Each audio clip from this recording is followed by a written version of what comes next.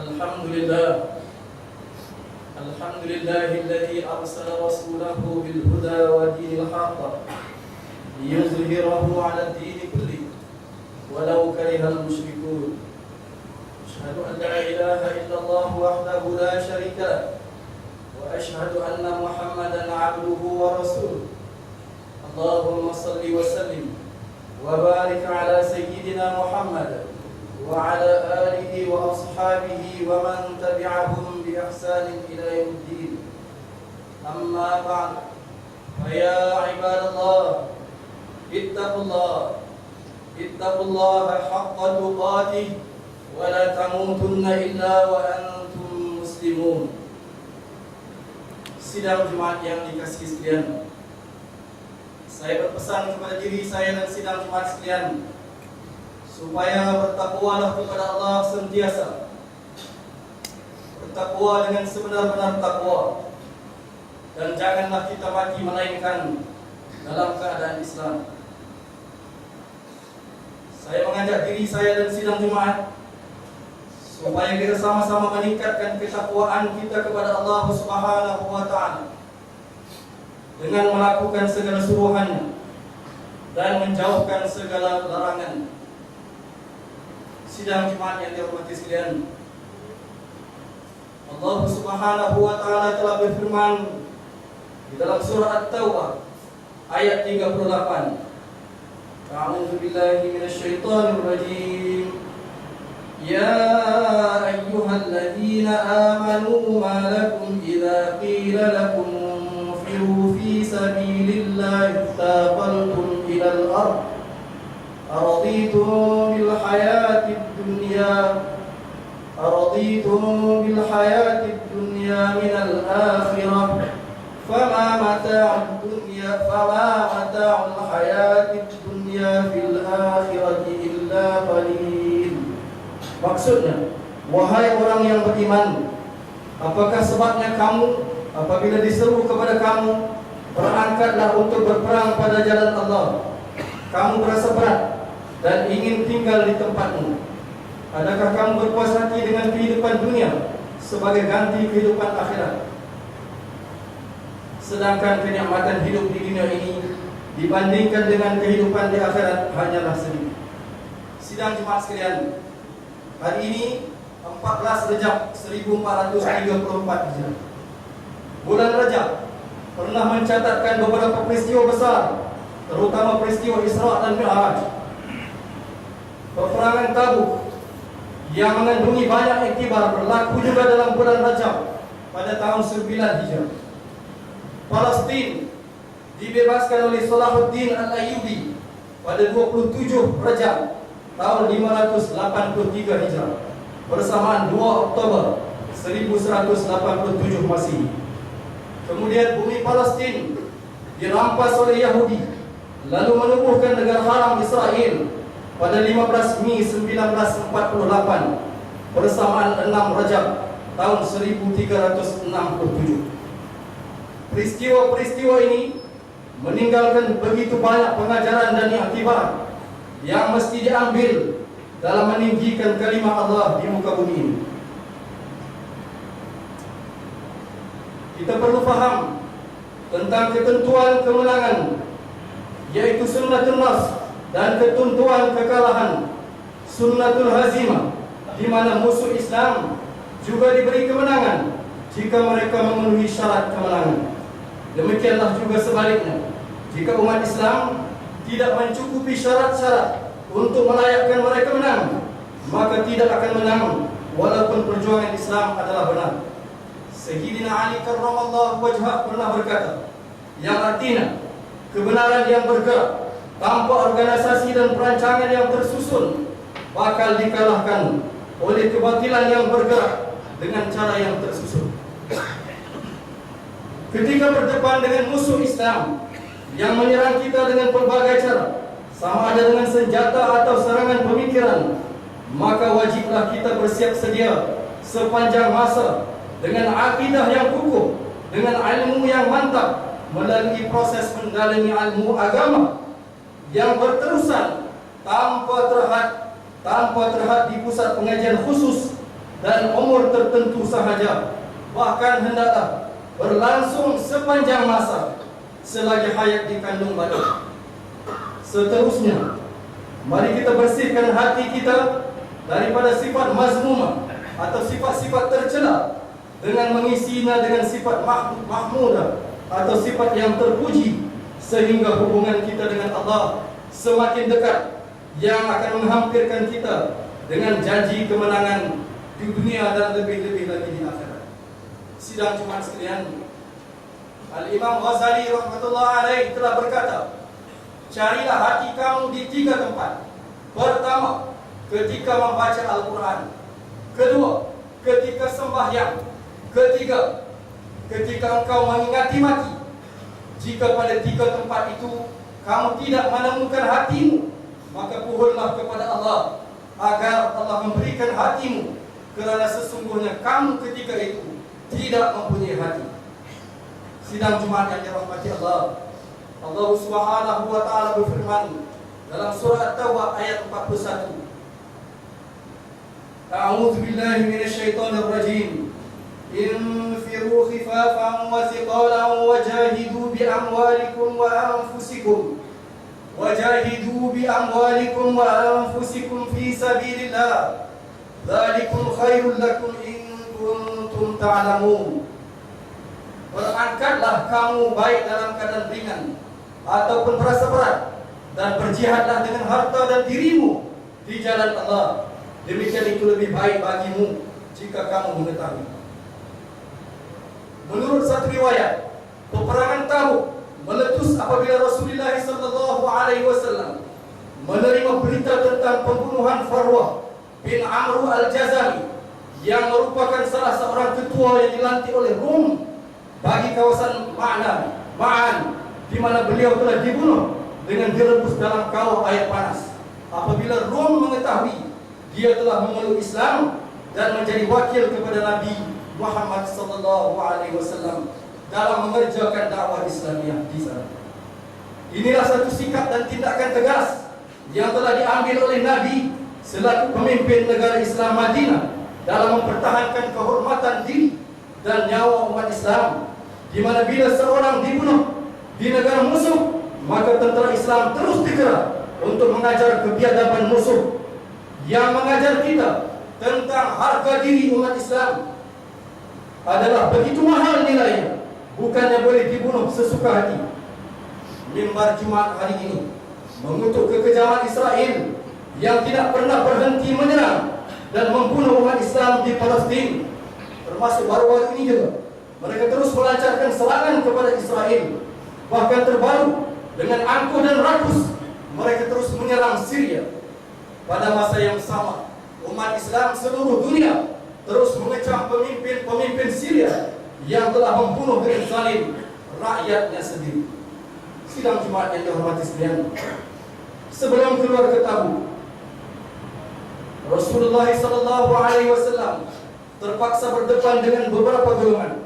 Yang pertama, golongan yang menangis kerana tiada kelengkapan, terutama tunggangan, unta atau kuda untuk turut sama ke sana.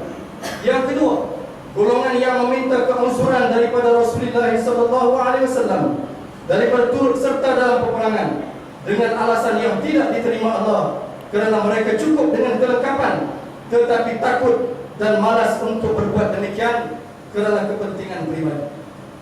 Alasan-alasan ini mengingatkan kita apa yang pernah digariskan oleh Al-Imam Ghazali tentang 4 perkara besar yang selalu menjadi penghalang seseorang mukmin untuk melakukan ibadah dan berjuang pada jalan Allah Subhanahu wa taala, yaitu pertama dunia, yang kedua makhluk, yang ketiga nafsu, dan yang keempat syaitan. Yang pertama dunia. Dunia merujuk kepada semua perkara yang akan ditinggalkan apabila manusia mati, seperti wang ringgit, harta, pakaian, makanan, minuman dan seumpamanya. Jika keperluan dunia itu tidak lebih sebagai alat dan perantara untuk membolehkan kita mengurus dan membelanjakannya ke jalan yang diridai Allah Subhanahu wa taala, maka ia dipuji. Sedangkan sebaliknya, bila ia melalaikan daripada menambah bekalan akhirat, maka ia suatu yang dikeji. Betapa ramai umat Islam yang hanya mengejar kesenangan dunia tanpa mengira halal dan haram, malah lebih rela menjerat diri dengan habuan wang ringgit atau habuan keduniaan, sehingga rasuah dan pecah amanah semakin parah membara.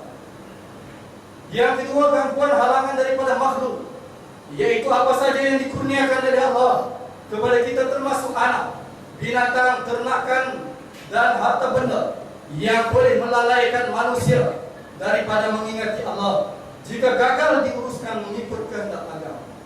Ingatlah, manusia yang terlibat dengan perkara yang haram akan malas melakukan ibadat, sebaliknya lebih mudah untuk melakukan dosa dan maksiat. Wal'iyadzubillah.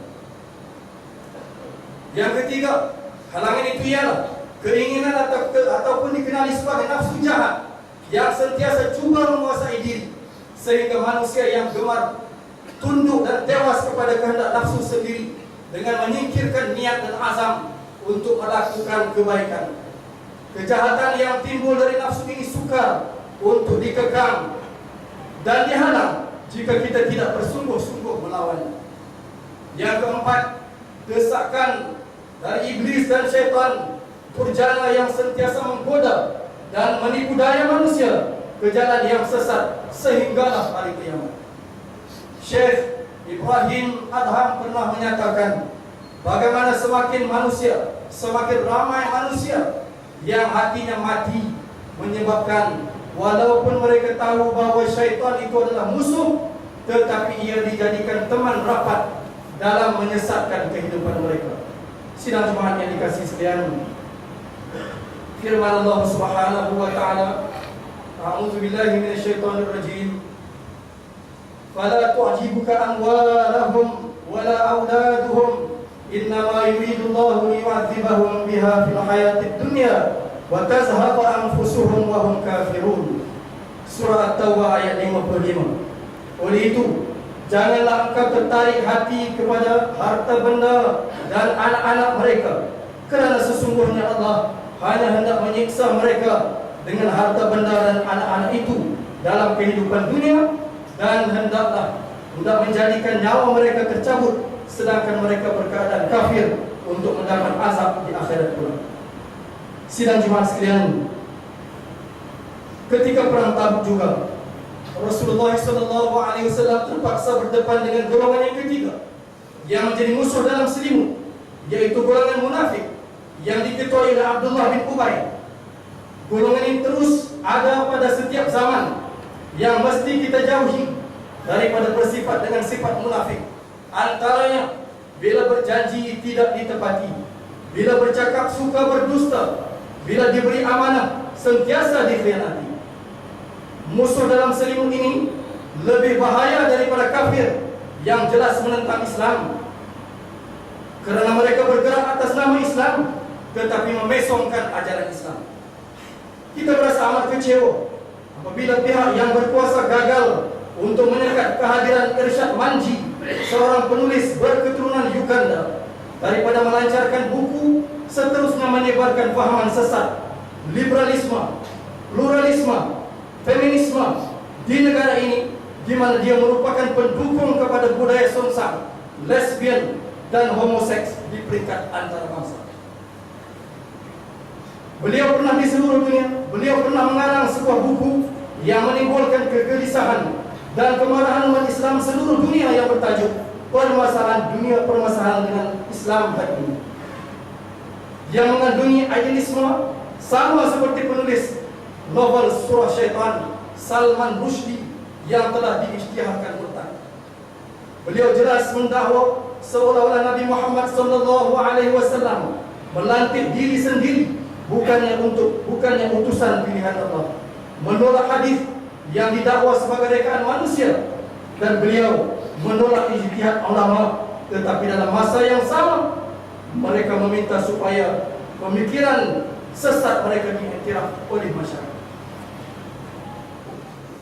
Mimbar menyeru supaya pihak berkuasa lebih serius dalam menangani masalah akidah dan keruntuhan akhlak masyarakat hari ini, terutama ketika krisis akidah dan amalan umat Islam yang agak lemah dan mudah terpengaruh dengan pemikiran bebas dan logik semata-mata. Sidang Jumat yang dirahmati Allah, sebaik sahaja selesai perang Tabuk, Allah telah memerintahkan kepada baginda Rasulullah SAW agar meruntuhkan masjid yang dibina oleh golongan munafik yang dikenali, yang disebut sebagai Masjid Dirar, yang bertujuan untuk bermegah-megah dan memecah belahkan hati umat Islam. Oleh itu marilah sama-sama kita pastikan bahawa pembinaan masjid bukan semata-mata untuk menunjuk-nunjuk dan bermegah-megah dengan kecantikan seni binanya atau saiznya. Sebaliknya, yang lebih penting, yang paling penting ialah usaha dan kerja-kerja memakmurkannya agar cahaya Islam terus berkembang.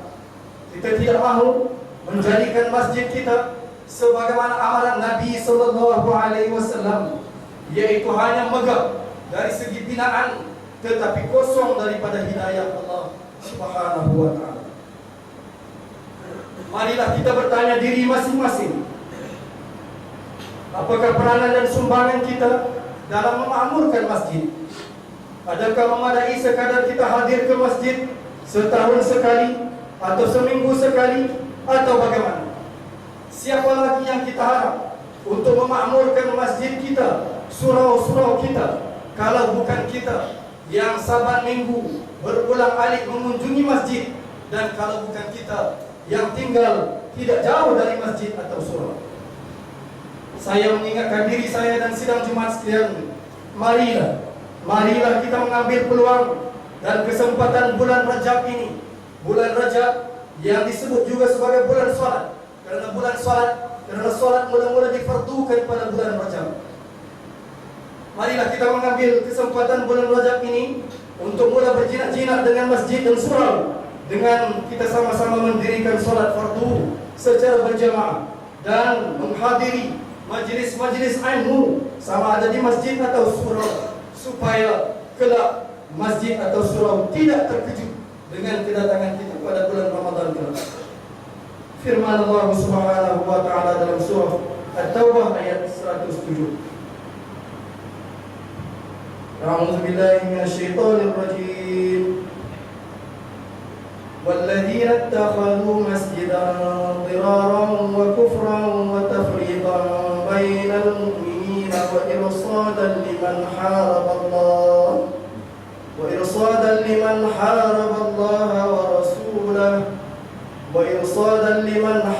الله ورسوله من قبل ولا يحلفن إن أردنا إلا الحسنى Wallahu yashhadu innahum lakadzibun. Artinya, dan di antara orang-orang munafik juga ialah orang yang membina masjid dengan tujuan membahayakan keselamatan orang Islam dan menguatkan keingkaran mereka sendiri, serta memecah belahkan perpaduan orang beriman, dan juga untuk dijadikan tempat intipan bagi orang yang telah memerangi Allah dan Rasulnya sebelum itu. Dan apabila tujuan yang buruk itu ketara, mereka akan bersumpah dengan berkata, tidaklah yang kami kendaki, yakni dengan mendirikan masjid ini, melainkan untuk kebaikan semata-mata. Padahal Allah menyaksikan bahawa sesungguhnya mereka adalah berdusta. Barakallahu li wa lakum fil Qur'anil azim, wa nafa'ani wa iyyakum bima fihi minal ayati wadh-dhikril hakim. وتقبل مني ومنكم تلاوته إنه هو السميع العليم وأستغفر الله العظيم لي ولكم ولسائر المسلمين والمسلمات والمؤمنين والمؤمنات فاستغفروه فيا فوز المستغفرين ويا نجاة التائبين. اللهم صل على سيدنا محمد وعلى آله وصحبه وسلم. ورضي الله تبارك وتعالى عن كل الصحابة أجمعين.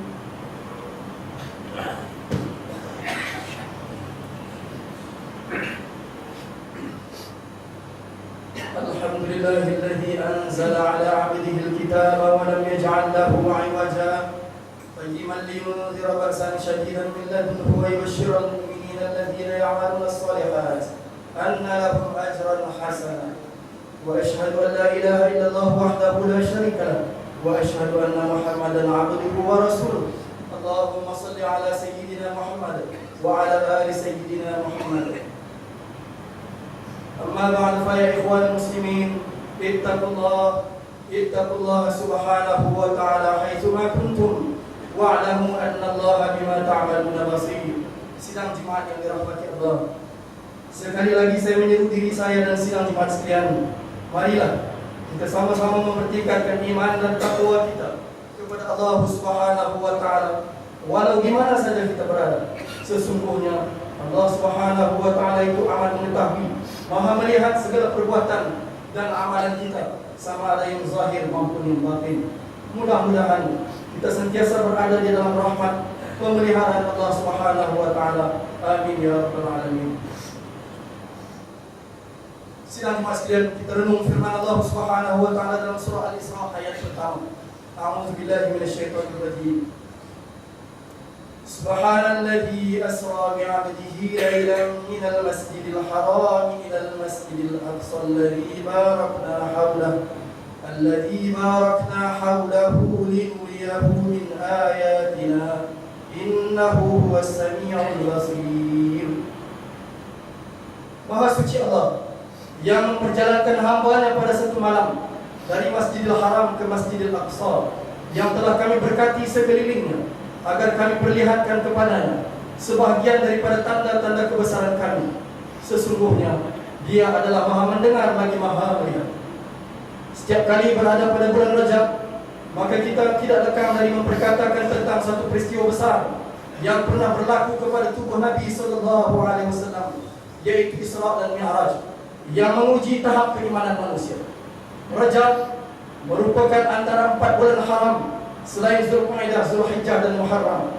Boleh dikatakan bulan memperteguhkan akidah sebelum tibanya bulan penuh ibadah, yaitu Ramadan, di mana ibadah menjadi satu yang sia-sia tanpa akidah yang benar, yang mantap, yang sempurna, yang tepat.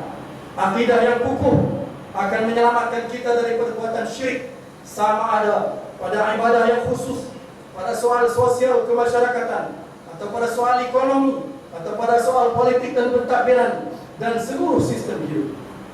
Peristiwa Isra dan Mi'raj juga turut menekankan tentang kepentingan kita menjaga hati daripada mati, sehingga segala tawaran syurga daripada Allah Subhanahu wa taala dipandang sepi, manakala peringatan azab Allah, azab neraka Allah tidak membawa apa-apa. Seorang ulama hebat, Syekh Ibrahim Adham, pernah menukilkan 10 tanda manusia, hati manusia itu mati. Yaitu pertama, mengaku kenal Allah tetapi tidak menunaikan haknya. Mengaku cinta pada Rasulullah sallallahu alaihi wasallam tetapi tidak mengamalkan sunnah baginda. Yang ketiga, membaca Al-Quran tetapi tidak beramal dengan hukumnya. Keempat, memakan nikmat-nikmat Allah tetapi tidak mensyukuri akan pemberiannya. Kelima, mengaku syaitan itu musuh tetapi tidak berjuang menentang. Keenam, mengaku adanya nikmat syurga tetapi tidak beramal untuk mendapatkannya. Ketujuh, mengaku adanya siksa neraka tetapi tidak berusaha untuk menjauhinya. Kedelapan, mengaku adanya kematian pasti tiba pada setiap jiwa tetapi masih tidak bersedia untuk menghadapinya. Kesembilan, menyibukkan diri membuka keaiban orang lain tetapi lupa akan keaiban diri sendiri. Kesepuluh, menghantar dan menguburkan jenazah saudara se-Islam tetapi tidak mengambil pengajaran daripadanya. 10 perkara ini menyebabkan hati manusia mati. Firman Allah Subhanahu wa taala dalam surah Asy-Syu'ara ayat 88, "Yauma la yanfa'u malun wa la banun illa man atallaha biqalbin salim." Hari yang padanya harta benda dan anak pinak tidak dapat memberikan pertolongan apa-apapun kecuali harta benda dan anak pinak. Orang-orang yang datang hari yang padanya harta benda dan anak pinak tidak dapat memberi pertolongan suatu apapun kecuali harta benda dan anak pinak, dan orang-orang yang datang menghadap Allah dengan hati yang selamat sejahtera dari syirik dan penyakit-penyakit munafik. Bulan Rajab juga dikenali sebagai bulan salat, bulan sembahyang, memandangkan kewajiban salat diterima oleh Nabi Muhammad SAW dalam peristiwa Isra dan Mi'raj secara langsung daripada Allah Subhanahu wa taala tanpa perantaraan Jibril. Peristiwa Isra Mi'raj juga turut menyentuh hati kita tentang betapa besarnya peranan masjid yang bukan sahaja disebut Masjidil Haram Makkah, Masjidil Aqsa di Palestin, tetapi turut dikisahkan bagaimana Nabi Muhammad SAW menjadi imam salat kepada nabi-nabi yang lain. Ini semua memberitahu dengan jelas kepada kita betapa pentingnya masjid untuk dihidupkan, bukan sahaja untuk salat berjamaah, pengajian ilmu, malah program-program yang bermanfaat yang lain, sehingga usaha musuh-musuh Islam untuk memisahkan umat Islam, terutamanya golongan remaja, daripada masjid dapat ditangani. Buta agama dapat dibasmi. Jinayah yang meningkat akibat rosaknya hati dan akhlak dapat diubati. Betapa malang apabila solat yang merupakan tiang agama dan amalan pertama yang bakal ditanya oleh Allah ketika manusia berada di padang mahsyar nanti dianggap perkara remeh dan meninggalkannya dianggap biasa oleh sebilangan masyarakat kita. Sudah tiba masanya orang yang meninggalkan salat atau orang yang mengabaikan salat, mengabaikan sembahyang. Sudah tiba masanya mereka diambil tindakan keras kerana cara nasihat sudah tidak diambil hirau. Maka akibat meninggalkan salat, maka melarat kepada kerosakan akhlak dan perbuatan jinayah yang lain. Malah kajian telah membuktikan antara punca utama perceraian rumah tangga adalah kerana mengabaikan salat.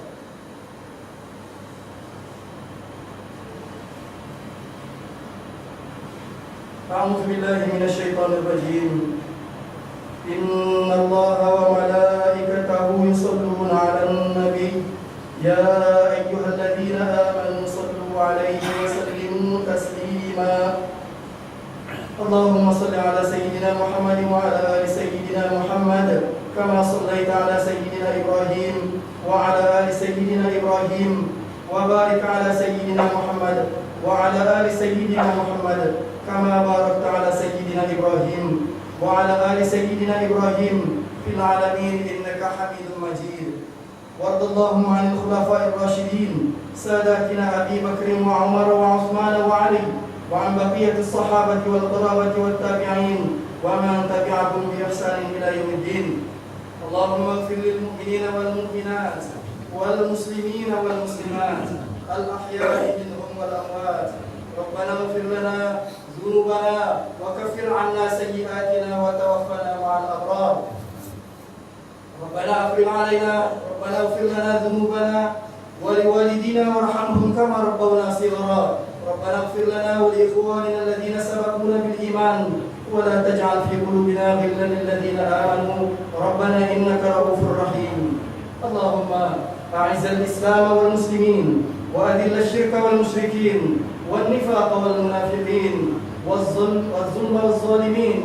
اللهم إنا نجعلك في نحور أعدائنا ونعوذ بك من شرورهم.